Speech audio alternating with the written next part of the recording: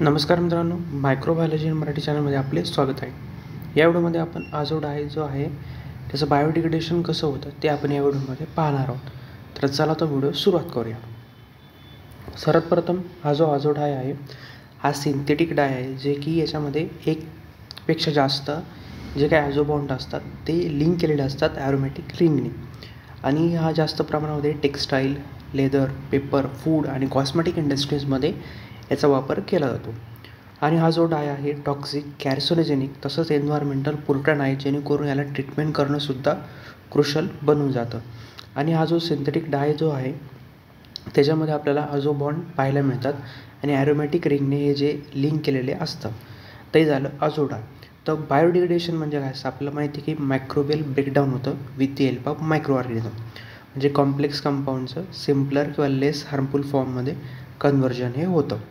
तर micro organism याच्यामध्ये कोणकोणते असतात? बॅक्टेरिया असतात, फंगस असतात, ॲक्टिनोमायसिस असतात, हे जे की आजोडायला डिग्रेड करण्याचं काम करतात. त्याच्यानंतर मेकॅनिझम काय आहे आजोडायचं बायोडिग्रेडेशनमध्ये कसं मेकॅनिझम होतं ते पाहूया. पहिल्यांदा एक समजून घ्या की हे जे आजोडायचं जे मेकॅनिझम आहे ते अनएरोबिक कंडिशनला पहिल्यांदा घडतं, त्याच्यानंतर एरोबिक कंडिशनला ते कॅरी आउट होतं. तर सगळ्यात पहिल्यांदा रेडिएक्टिव्ह क्लिवेज होतं आजोबॉन्डचं, जे की अनएरोबिक कंडिशनमध्ये ऑकर होतं. याच्यामध्ये आझोरेक्टेज हा जो एन्झाईम आहे तो आजोबॉन्डला रिड्यूस करतो, जेणेकरून त्याचं जे क्लिवेज आहे ते प्रोड्यूस होतं ॲरोमॅटिक अमाईनमध्ये. हा इंटरमिडिएट फॉर्म होतो, हा जो की टॉक्सिक फॉर्म आहे. तसंच याचं ह्या टॉक्सिक फॉर्मचं ॲरोमॅटिक अमाईनचं ऑक्सिडेटिव्ह डिग्रेडेशन होतं, जे की एरोबिक कंडिशनमध्ये होतं. म्हणजे मायक्रो ऑर्गॅनिझम जे काय असतील ते लॅकेज, पेरॉक्सिडेज, ऑक्सिजनेज हे जे एन्झाईम आहेत याचा वापर करून ॲरोमॅटिक अमाईनला डिग्रेड करतात एक नॉन टॉक्सिक कंपाऊंडमध्ये, जे की CO2, NH3 किंवा H2 अशा फॉर्ममध्ये कन्व्हर्जन हे होतं. मेकॅनिझम आपण पाहिलं. मायक्रो ऑर्गॅनिझम कोणकोणते आहेत? बॅक्टेरियामध्ये सोडोमोनासच्या स्पीसीस आहेत, बॅसिलस आहे, एंट्रोकोकस आहे, तसंच फंगसमध्ये पॅनक्रियाटिक कायनोस्पोरियम आहे, तसंच ट्रिमॅट वर्सिक्युलर आहे, ॲक्टिनोमाइट्समध्ये स्ट्रेप्टोमाइट्स, अशा वेगवेगळ्या स्पेसीस जे आजोडायला डिग्रेड करण्याचं काम करतात. तर इंडिव्हिज्युअली आपण पाहिलं तर ही काही जे काही मायक्रोरिझम आहेत ते सुद्धा वर्क करतात, किंवा सिंग्रिझममध्ये किंवा दोघांचा एकत्र येऊनसुद्धा याचं डिग्रेडेशनची जी काही एफिशियन्सी आहे त्याच्यामुळे इम्प्रोव्हायझेशन किंवा इम्प्रूव्हमेंट किंवा एनहान्समेंट झालेली आपल्याला पाहायला मिळते. एन्झाईम कोणकोणते इन्व्हॉल्वमेंट आहे या टेक्निकमध्ये किंवा मेकॅनिझममध्ये? आझोरेक्टेज आहे, जो की आजोबॉन्डला अनएरोबिक कंडिशनमध्ये ब्रेकडाऊन करतो. लॅकेज एन्झाईम ॲरोमॅटिक अमाईनला ऑक्सिडाईज करतो. लिग्निन पेरॉक्सिडेज आणि मॅग्नीज प्रोडॉक्सिडेज हा जो काय आहे ॲरोमॅटिक रिंगला डिग्रेड करतो. मोनॉक्सिडेज आणि डायऑक्सिडेज काय करतात?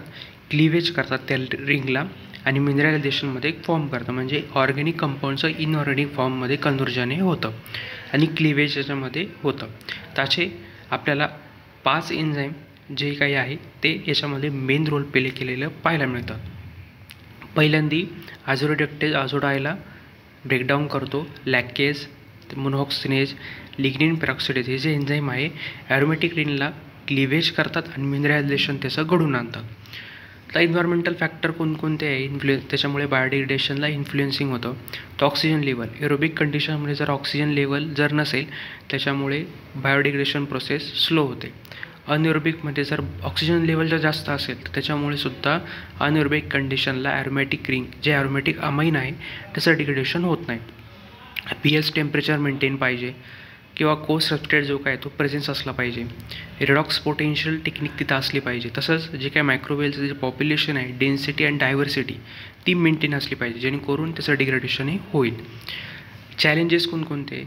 जे ॲरोमॅटिक अमाईन टॉक्सिक फॉर्मेशन होते, इंटरमिडिएट फॉर्म होतो आहे, तो डिग्रेडेबल व्हायला खूप वेळ लागतो आणि ही जी अनफेवरेबल कंडिशन होते, काही स्लो डिग्रेडेशन याच्यामुळे होतं आणि काही जे मायक्रोरिझम आहे त्याचं ॲडॅप्टेशन पिरियड जो आहे तो खूप जास्त आहे, जेणेकरून जे मिनरलायझेशन होतं आहे लास्टला जी प्रोसेस होते एरोबिक कंडिशनमध्ये ती एरोबिक कंडिशनमध्ये इनकम्प्लीट मिनरलायझेशन होते, जेणेकरून ॲरोमॅटिक अमाईनचे जे क्लिवेज आहे ब्रेकडाऊन आहे ते होत नाही आहे. तर हे मोठे चॅलेंज आपल्याला पाहायला मिळतं आजोडायचं बायोडिग्रेडेशन करताना. इम्पॉर्टन्स जर आपण पाहिलं, इको फ्रेंडली टेक्निक आहे, कॉस्ट इफेक्टिव्ह टेक्निक आहे, तसंच याच्यामध्ये इंडस्ट्रियल इन्फ्लुएंस जो काय आहे तो आपण त्याचं डिग्रेडेशन करतो आहे. तसंच याच्यामुळे डिटॉक्सिफिकेशन किंवा रिसायकलिंग होतं आहे वेस्ट वॉटरचं आणि याच्यामुळे एन्व्हायरमेंटल जो इम्पॅक्ट पडतो आहे तो रिड्यूस होण्यामध्ये मदत होते. तर या व्हिडिओमध्ये आपण अझोडायचं बायोडिग्रेडेशन कसं होतं ते आपण पाहिलं.